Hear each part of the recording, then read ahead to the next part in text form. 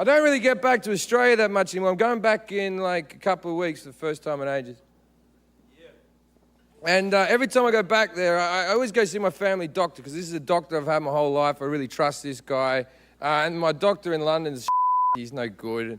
And last time I was out there, I got a physical checkup done. He's doing my blood pressure, the guy in Australia, and he's like, Jim, your blood pressure's really high, mate. You're going to have to go on medication. And I went, I don't want to go on medication.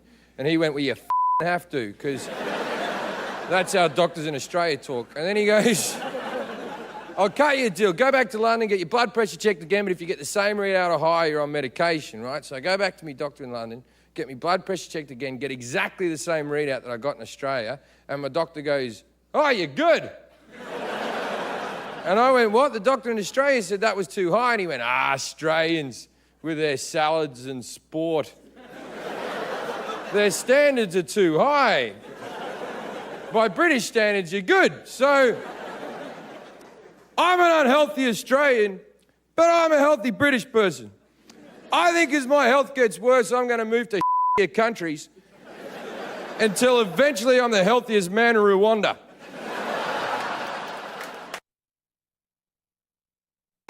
Do you think pandas know they're Chinese and they're taking the one-child policy too serious?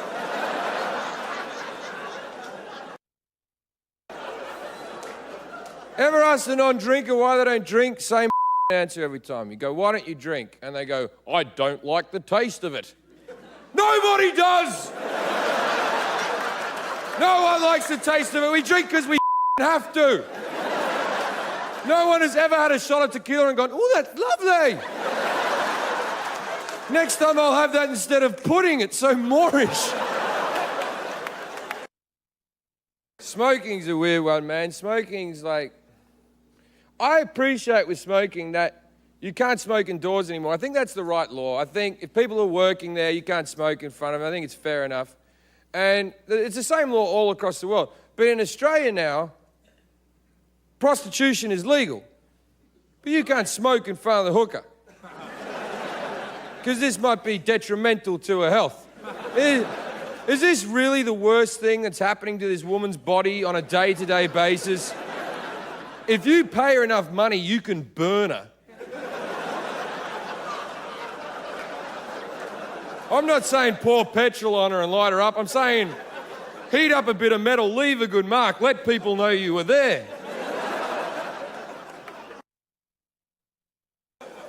Now, why I'm on the subject of burn victims. I wouldn't wish it upon my worst enemy. It's an awful thing to happen to anyone. But I do laugh whenever there's like a house fire or a car accident or something like that, and someone gets really badly burnt, and the newsreader will be like, they're alive, but they have been burnt beyond recognition.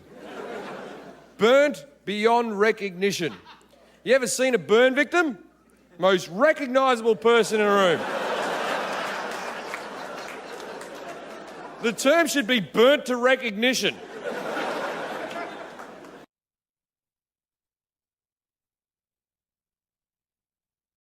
Let's tell some stories. Now, this first story, the first bit of this story you should already know.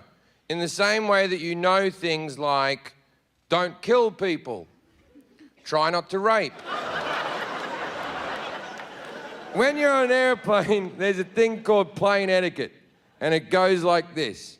Window gets an armrest and a wall. Middle gets 2 armrests. Aisle gets an armrest and a little bit of extra leg. We're not fucking animals, we live in a society. So I was on a flight from Los Angeles to Houston, and I had the middle seat, and that sucks balls. So I'm sitting there with 2 armrests. Next to me is a petite young lady. She's doing her job, armrest wall. I'm in the middle, 2 armrests. Sitting next to me here is a great big black man who's as gay as the day is long. He sits down next to me, and we do the niceties. Hello, hello. And then with no issue whatsoever, he sees my elbow there, and he just went, chock. And I went... Now, I'm pretty upset, but he's a big fucking guy, and it's a long flight, so there's no need to get into an argument. So I have that argument that you have in your head where the other person doesn't know you're having an argument. where you're like, you're a fucking asshole. And if you said this, then I would say, well, good sir, I think you're mistaken, right? So I sit there festering for like 45 minutes, and eventually the air stewardess comes with a drink cart. Now, why I'm on air stewardesses, right? Whenever you watch a movie set in the 60s and they show air stewardesses, or an old TV show, they'd show like Pam Am or something, they always depict air stewardesses as these hot young things with a pillbox hat and a little bun and big tits and a small waist and holding a bag going, like that. I don't think any of those women have retired. This thing was just being propped up by the drink cart. 50 years of recycled air had made her skin drip off her skull like the end of Raiders of the Lost Ark. She comes up, the guy reaches over for his drink and his pretzels, armrest open, bang, I'm back in. And I'm not fucking going anywhere either. He puts all of his things down in his tray and he goes to put his elbow back, but he fucking can't, can he? He can't, because there's a wall there called Jim Jefferies and he can't fucking move it, right? And he's pushing, and I'm acting like I can't feel it, like this, but casual like.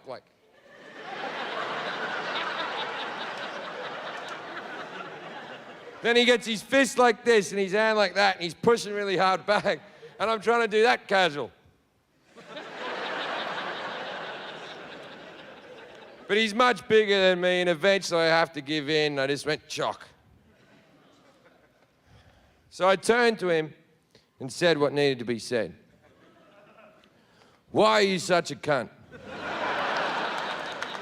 Now, I understand that that word in this country isn't as popular as maybe it should be.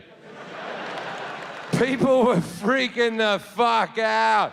They were going, he just said it, I heard him say it. Called that man a C-bomb, I heard him say it, Bob. Called the man a C-bomb, Bob. And he was shocked as well. He turned to me and went, excuse me, what did you just call me? But in for a penny, in for a pound, right? And I was there going, a cunt, sir. I called you a cunt. And he said, are you upset because you're trying to take my armrest? And I went, you don't know plain etiquette. Window gets an armrest and a wall. Middle gets two armrests. Aisle gets an armrest and a little bit of extra leg. We're not fucking animals. We live in a society. And the people that initially hated me agreed with me like, he is right about that. That is true. That is true. We do live in a society. And he went, oh, I'm only taking the back of the armrest. You can have the rest of the armrest. And I went, you take the back, you take the whole fucking thing. No one gives a fuck about the front of the armrest. No one's ever gone, thanks for the front of the armrest. I said, it's not just that you're taking my armrest. Your elbow has come over the armrest and it's digging into my rib cage. And he said, well, maybe if you lost some weight. I know. I was gobsmacked. I didn't know what to fucking say. I just turned to him and went, you bitchy queen. Now everyone on the plane has lost their fucking shit. The movie can fuck off, mate. No one's watching the fucking movie. I'm the entertainment now. The air stewardess comes running back on her walker. She comes up to us and she goes, what's going on here? And I said, I want this fucking asshole away from me. And she said, sir, this is not the situation to be swearing in. I went, yes, it is. We're having a fight. And she went, well, there's no need for name calling. I called the guy bitchy queen, so I sort of get what she's saying. And I turned to her and said, you know what? You're right. There is never a need for name calling. But, as a proud gay man myself, I feel like I've earned the right to say such words, so.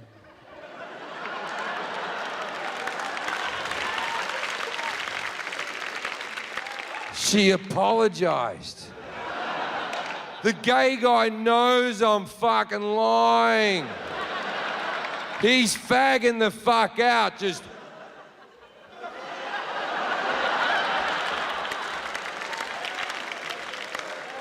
And the air stewardess went, can everyone calm down? What's the problem here? And he went, he's trying to take my armrest. And the air stewardess went, everyone knows the middle gets 2 armrests. And I went, see? She goes, I'm gonna have to break you 2 up. And she points to the man and said, sir, you're going to have to find a seat at the back of the plane. I'm victorious. I stand up. I bash my head on the thing. I point at the man and I went, get to the back of the plane. Now, a lot of people on that plane hadn't seen the rest of the argument. All they have seen is me pointing at a black man, yelling, get to the back of the plane. Things got real awkward real fucking quick. I didn't know what I'd done yet. People were yelling at me, calling me a racist, and I was like, I know, but how do you know? Then a guy threw a bag of peanuts at the back of my head and said, sit down, you limey bastard. And I was like, that's the British. I'm Australian, you fucking racist.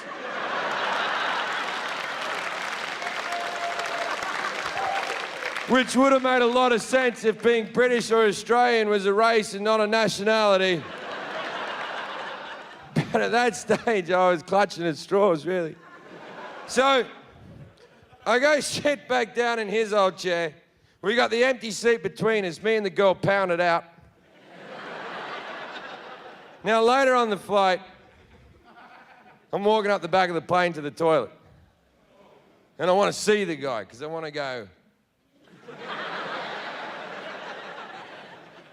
And I get all the way to the back of the plane. I don't see him anywhere. I'm about to go in the toilet, and then I see his leg around the corner.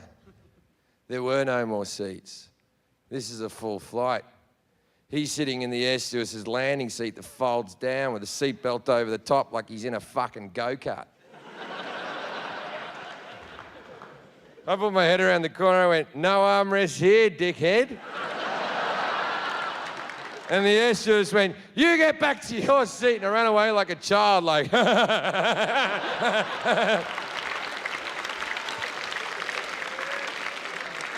So, for landing, I go sit back down in his old seat. Now, the air stewardess seat is taken, so she's taking my old seat in the middle, and she fucking hates me. And I'm taking both armrests, fuck her. And as we're landing, the guy over the aisle leans over and goes, excuse me, you're Jim Jefferies, right? And I'm like, yeah, man, how you doing? And he went, I had no idea you were gay.